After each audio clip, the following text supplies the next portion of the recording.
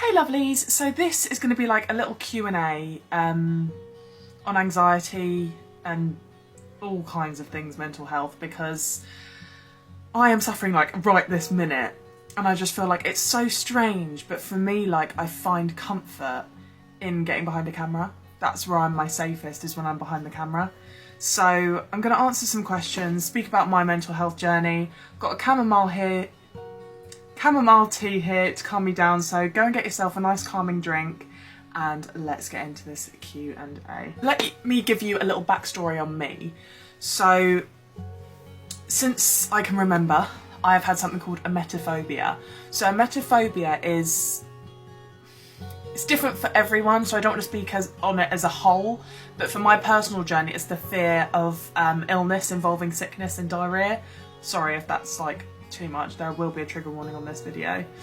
But that's my main trigger, is emetophobia. And it usually stems from when you're younger.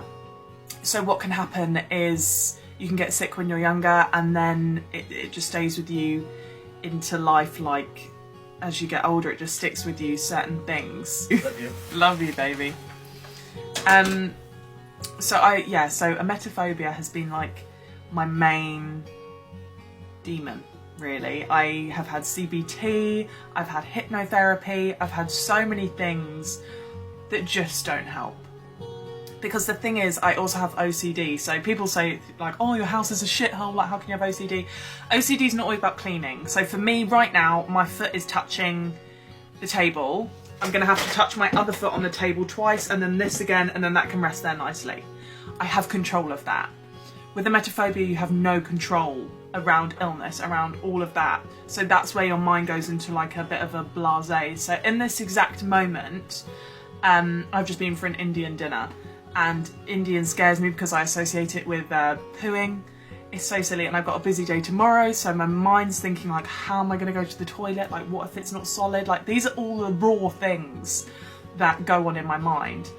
Why am I going to cry about pooing? Coming up out of a panic attack. So if I am seeming a little bit like erratic, or like I'm talking too fast, it's because I am coming down from a panic attack, and my mind just wants to get everything out. What was the worst advice you got on how to deal with your anxiety?